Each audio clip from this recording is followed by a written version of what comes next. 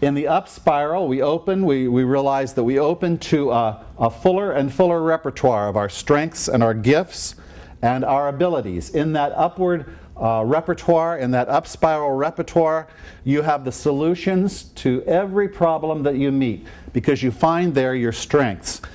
In a while, you're going to get tested for your strengths. You'll take some tests that will tell you exactly what they are, that will keep you in this up spiral of creativity and productivity. Everybody's read the law of secret, the secret, and read about the law of attraction. This isn't really. It is about the law of attraction. It is about all that business, but this is more about just the simple common sense fact that if you're in an up spiral and you're using all of your strengths and you're feeling good and you're grateful. Plato said that the most attractive people, Plato said this, Aristotle said something like it before him. They said if you are in gratitude, you are going to attract the most attractive people to you. So this is a knowing that's existed for a very long time, and we know it in science today, and that's some of the things we're unpacking as we're in this upward spiral where you are not only going to be more creative, but you're going to be thriving at a cellular level. Now the question for everybody has got to be, okay, if there's an upward spiral and I can be in that up spiral, how do I stay there?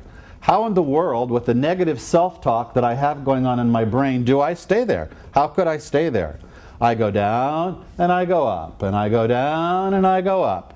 I get up in the morning and I feel down here, and it takes me all day long to get up in this upward spiral to about a 30. How do I stop this yin-yang, back and forth yo-yo of up and down in this upward and downward spiral? Is it possible to naturally elevate my mood without taking an antidepressant? Is it possible to naturally get up in this up spiral?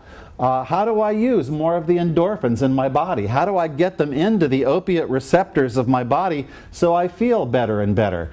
And that's exactly what we talked about in the second lecture in this series. We talked about neuroplasticity.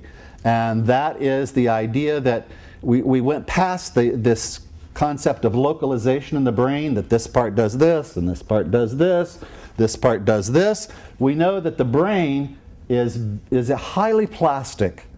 And we call that neuroplasticity. We know that the brain can change. I told you the story of the taxi drivers in London.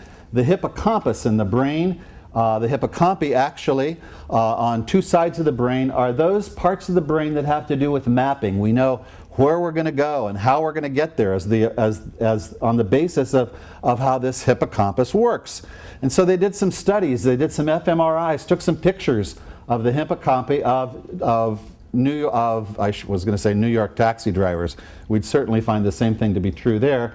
But London taxi drivers is where they did it, and they found out that the hippocampus in these taxi drivers was larger, that the neuropathways were much stronger and much more dense and larger all around that hippocampus in that area itself. So we know that they were in their brains changed, that we saw plasticity in their brains. And we shared last week in the delightful story about Paul Bach-y-Rita's first invention, the helmet, and then the piece that would go in the mouth of Cheryl called an accelerometer, that virtually changed the fact that her brain could not give her feedback about where she stood.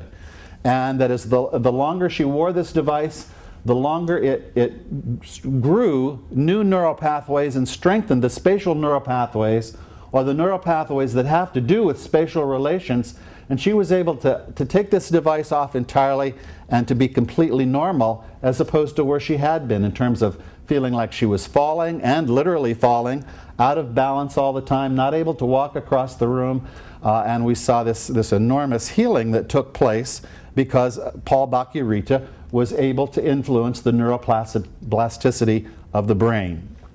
Now we're doing a lot of work with emotions here, and what we're going to do tonight is we're going to talk about the neuroplasticity of the brain, as that neuroplasticity has to do with its ability to change patterns of thinking and feeling.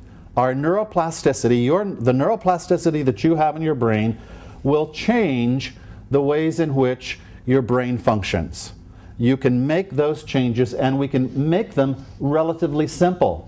Some of the research shows in the most profound neuroplastic changes that have occurred in people's brains that a significant amount of the change can occur, this was done with college students in Wisconsin, can occur in 1 week's time if you know what to do and how to do it, and if you stay consistent with it. So we're finding that the brain changes itself developmentally. We talked about stages of development after the second half of life. In the second half of life, being as significant developmental changes as we've paid attention to in childhood. All of us are going through developmental changes as profoundly in the second half of our life as we did in the first half of our life. And especially since we've woken up to the fact that, you know, we don't retire at 65.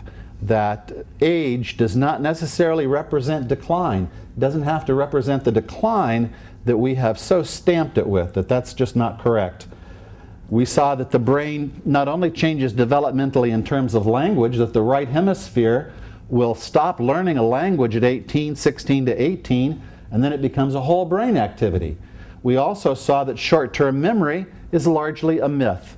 That short-term memory, rather than being a loss, is the brain changing its nature to get the larger picture, to make you a wiser person by saying to you in effect, look, you're not going to use my energy as my brain to remember all the little things you want to do. Did I tell you, by the way, about one of the major experiments that showed this, the digit experiment at New York University Hospital? I did tell you about that? No. Some people say yes, some people say no. I'm glad you were all at the same lecture. Here is that research. At New York University, they were given a grant by a major drug company that was interested in finding out what is this data, so of course they could come up with another pill that you could take to save your short-term memory. Now, my attitude about that is most of the short-term things that happen in my life I kind of like to forget anyway.